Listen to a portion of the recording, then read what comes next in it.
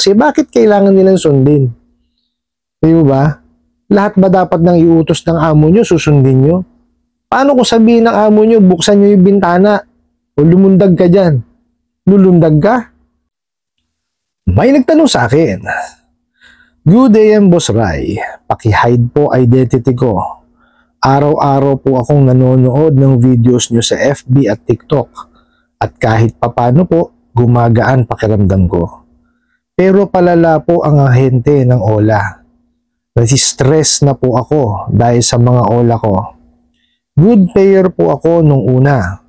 Hanggang sa nagtapal system at nabaon po at ngayon nag-struggle financially at imposible po mabayaran ko lahat sabay-sabay mga OLA ko. Araw-araw nag-text, tawag, kung ano-ano mga text sinesend sa mga contacts ko. Kahit 5 days pang delay, pinopost na po ako sa FB ng mga kaibigan ko na tumakas ako sa utang. Nakakahiya po at nakakasira ng puri. Pa-advise po anong legal action pwede kong i-counter against sa mga abusadong ahente na ito. Kahit po delayed, nagpe-penalty naman po ang apps. At pag nagkapera, babayaran naman po pati penalty. Bakit kailangan i-post sa social media at pahiyain sa text at mag-text ng kabastusan at kasinungalingan? Sobrang stress na po ako at nakakaisip na mag-suicide dahil sa kahihiyan. May laban po ba ako if ever mag-counter ako laban sa mga abusadong ahente na ito? Sana po ma-advise mo po, Boss Rai. Salamat po and Godspeed." Alright, marami pong salamat, no, sa panibagong katanungan na pinadala niyo po sa akin, no. At bago natin siya sagutin, imbitahan ko muna sana kayo na pakisuportahan po yung aking mga social media account sa YouTube, Facebook, and TikTok. Alright, unang-una po, no, huwag niyo muna silang pag-iisipin. Kasi talaga may stress ho kayo, no. Tsaka nasabi niyo nga ho dito na naisip niyo na kumbaga mag-suicide, wag niyo hong gagawin 'yon, no. Kasi labag ho 'yun sa kautusan ng Diyos, no. At hindi ho tamang gawin, no. Kasi unang-una ho, ibinigay ho sa atin o pinahiram ng ating Panginoon itong buhay na to, huwag natin sasayangin, no. Kailangan ho natin lakasan ang ating loob, no, o ano man pong problema ang ating pinagdadaanan, no. Ito hong mga abusadong ahente ng online lending apps, no, kagaya ho ng paulit-ulit kong sinasabi, no, sa inyo, no, sa aking mga videos. Wala hong ibang alam to mga damuho na to kundi talaga mangharas, manakot, anmang mahiya, no. Yan ho talaga ang gagawin niya mga yan, no. Kasi nga ho, ni wala man lang hong training, no. Basta ho yan, nakita kung saan hindi ko malaman, pinaupo, binigyan ng computer, pinatawag. Ganun lang ho alam gawin yan. No? Hindi nyo ho ba napapansin pagka kayo may tinanong ng iba, no, outside ho dun sa nila, sa scope nila, ang gagawin, magagalit na lang, mumurahin kayo. Kasi ho, scripted ang mga pinagsasabi ng mga bugok na yan. No, di ba? Okay, dun ho sa tanong po ninyo na kung meron kayong pwedeng i-counter dun sa mga abusadong ahente ng mga online lending apps. Unfortunately po, no, kasi hindi yun naman kilala eh. Di ba? Hindi nagpapakilala, which is bawal. Bawal ho yan, no? Kasi ho, meron hong memorandum ang SEC, kailangan na nagpapakilala, no, kung sino man ho ang tatawag sa inyo, no. Kailangan, detalyado, anong kumpanya, anong pangalan nung tumawag sa inyo.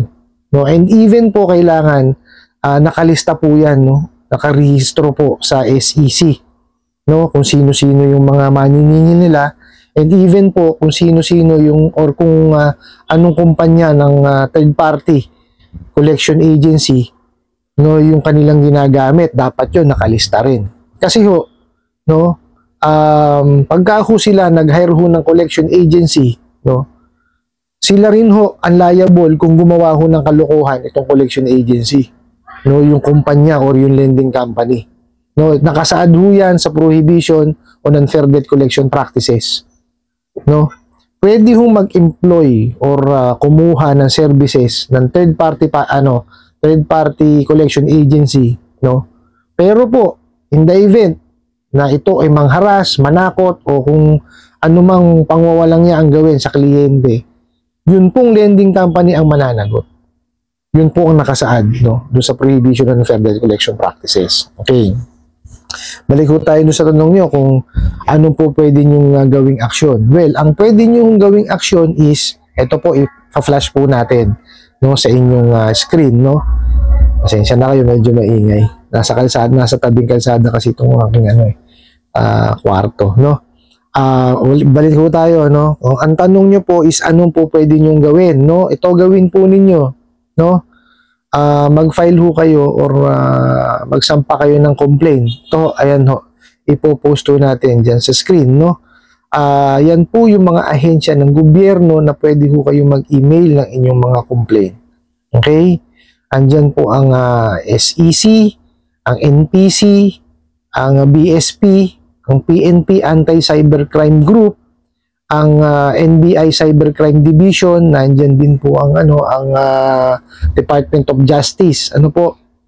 Diyan ho kayo magsipag-email, no, ng inyong complaint. Pinakamahinam po yung complaint is panotaryo nyo. Ano po, para po legal siya. Okay?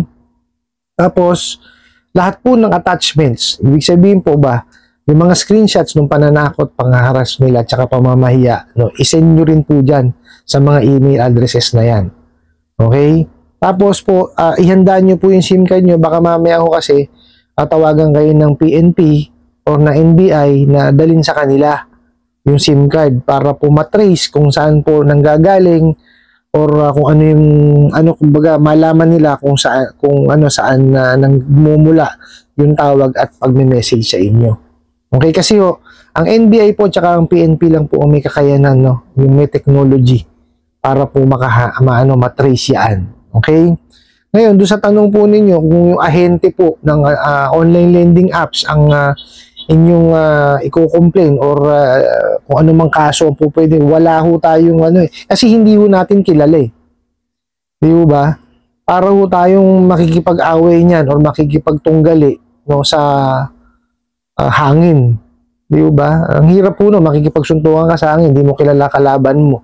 Di ba? So, pinakamaganda ho niyan, yung kumpanya ho ang i-complain nyo. Bakit ho? Kasi, ang nag-utos naman ho sa kanila niyan, kumpanya eh. Di ba? May napanood ho ako, no, kay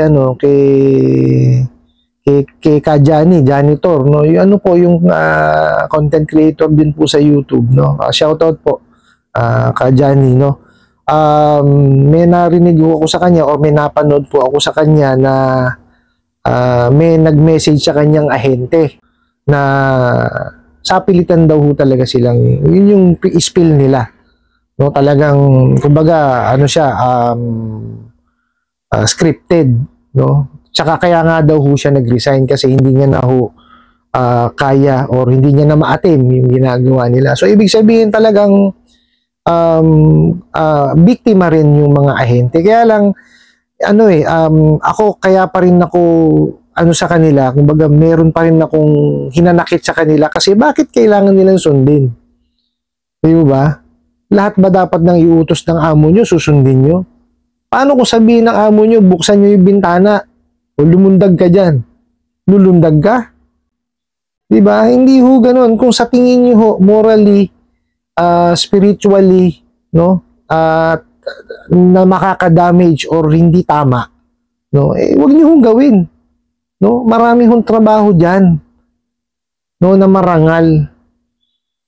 Wag niyo hong kumbaga, wag niyo gawin dahilan na ito lang ang alam kong gawin. Kumbaga marami hong tao ang or maraming naaabusong mga kapwa natin Pilipino. Di ba? Mabuti naman ho sana kung wala kayong naaabuso. Hindi ho eh. Marami hong naaapektuhan eh. O meron na ho dyan mga nagsusuicide. O kagaya ho nung nagtanong, nakakaisip na hong mag-suicide. Di ba?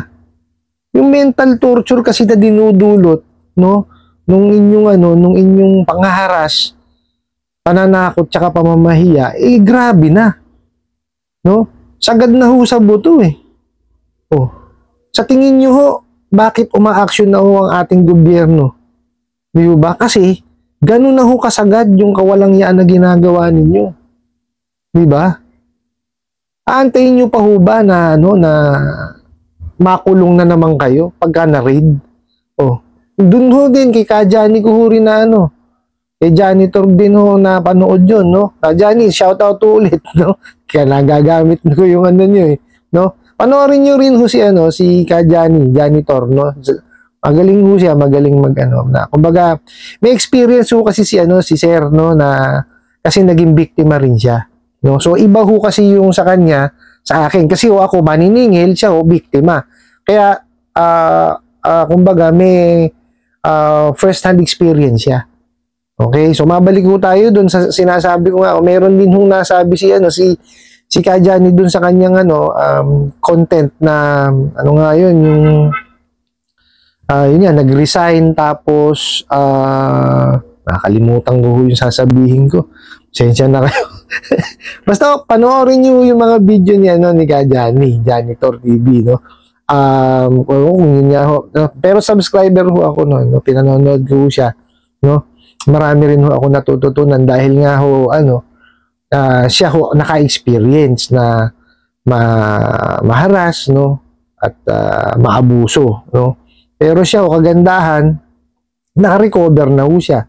According nga ho dun sa isang napanood ko is recovered na ho siya sa mga online lending apps na abusado, no. So yun ho, no, with regards dun sa kung ano yung po pwede nyong sa mga ahente ng mga online lending apps, I don't think na merong ayun, naalala ko na po yung sinabi ni yung kay janitor, no.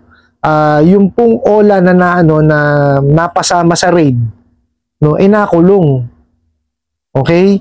So, ang nangyari, sila pa ang nagpiyansa, yung mga kamag-anak pa. O, nakita nyo? O, gusto nyo ba dumating na pag may na-raid? O, at nakulong, kayo pa rin ang magpapiyansa? O, di ba? Ganun ka walang yung employer nyo na yan. Bakit nyo susundin ang susundin? O, one good example yun. O, sinunod niya ng sinunod yung gusto ng amo niya. O, kaya lang, nung gipitan nung na-raid, nakulong, o, sino nagpiyansa? O, yung mga kamag-anak pa rin. Diba? Gastos niya pa. Diba? Kaya ako sa inyo, mga ahente ng mga abusadong online lending apps, lalo na yung mga na-revoke, tigilan nyo na ho yan, pangwawalang yan nyo sa mga kapwa nyo Pilipino. Itigil nyo na ho yan. Kasi baka mamaya bumalik sa inyo eh. Diba? Huwag nyo na hong antayin na dumating pa yung panahon na ma-raid nga. Oh, tapos kayo ang mahuli. Di ba? Nga sabi ng ibang mga na napapanood ko sa mga sa mga contents na yun daw mga mga may-ari niyan, di umano nasa ibang bansa. Oh. Paano mahuhuli 'yon? O sino mahuhuli? Kayo. Di ba? Oh. Kaya pag-isip-isipan niyo po, no? Huwag ho kayong sunod ng sunod, no? Piruin nyo, hinahayaan nyo mga dayuhan ang kumontrol sa isip nyo, sa buhay nyo. Diba? Huwag kong ganon, no? Magkaroon ho kayo ng dignidad, no? Hindi ho dapat ganon. Andun na ho tayo, mahirap po talaga maghanap ng trabaho, no? Pero marami ho dyan mararangal na trabaho, no? So, yun ho mga nang nangaabuso, itigil nyo na ho yan, no? Wala ho kayo mapapala dyan, no? Tapos doon naman ho sa sa nagpadala ho ng katanungan, no, sabi nga hindi mapagsasabay-sabay na mabayaran. Huwag niyo pagsabay-sabayin. Mag-ipon ho kayo tas isa-isahin niyo, no? Kasi kung talaga hong nabaon na kayo, no, dahil nga sa tapal system, no, wala na ho tayong magagawa doon. Ang kailangan niyo na lang hong gawin is talagang solusyonan, no? Pero kagaya ng sinabi ko, prevention is better than cure. No? Kung mapiprevent nyo siya no? Huwag niyo na hong anuhin, huwag niyo nang tangkain, no? Kaya ho yan, pag-ipunan niyo, bayaran niyo. Pero babayaran niyo ho siya isang beses lang, no? One time. Huwag niyo ho pa-partial-partialin kasi wala hong mangyayari diyan, no? Talagang ano lang, mapupunta lang yan doon kung sa interest o sa interest lang. Hindi yung mababawasan yung utang ninyo. O, di ba? So, bayaran nyo siya ng bayaran. Kagaya niya, naabuso na kayo, bayaran nyo na lang ho yung amount due nyo. O, pag nabayaran nyo siya, o, di, tapos na kayo doon, di ba? Tatawag at tatawag yun. Totoo yun. Mangungulit at mangungulit. Pero, baliwalain mo na, bayad ka na eh. Di ba? Ngayon, pag nabayaran nyo na ho lahat, yung inyong mga online lending apps, that's the time, magpalit na ho kayo ng SIM card. Ano po? Palit kayo SIM card, linisin nyo yung telepono nyo, dapat wala na silang access o whatever. Excuse me po. Tapos make sure po na inyong social media ay secure. Ngayon, kung hindi naman talaga ganun ka-importante ang ano sa inyo, social media, eh mag-ano na lang ho kayo. Kumbaga, magtatanggalin nyo na lang, no? I-delete nyo na lang siya. Or mag-log out kayo. No? Para hindi na ho kayo mabuliglig. No? Ganun ho ang gawin po ninyo. Huwag niyo hong hayaan na ibang taong kumontrol sa isip niyo. Huwag kayo magpaka-stress. No? Isipin niyo ho yung inyong pamilya. No? Na kayo ho is nandyan para sa pamilya po ninyo. No? Kung talagang na kayo, natutulig na kayo sa pinagagawa ng mga abusadong ahente ng online lending apps, maghanap po kayo ng makakausap niya. Andyan ho ang pamilya po ninyo. Huwag niyo suluhin. Kasi pag sinolo niyo yan, talagang mahihirapan ho kayo. No? At saka huwag niyo iisipin na nakunin yung kumbaga magbuwis ng buhay. Huwag niyong gagawin yan. Masama ho yan. No? Hindi ho tamang gawin yan. Ano po? I hope nasagot ko po itong katanungan na to at sana po ay makatulong. Maraming salamat po sa inyong walang sawang pagsuporta at panonood sa aking mga videos. Maraming salamat po sa inyong pag-like, pag-share, pag-comment at pagtatanong. And kunin ko na rin po itong opportunity na to para imbitahan po kayo na pakisuportahan po yung aking mga social media accounts sa YouTube, Facebook, and TikTok. Hanggang sa muli po. Yun lang.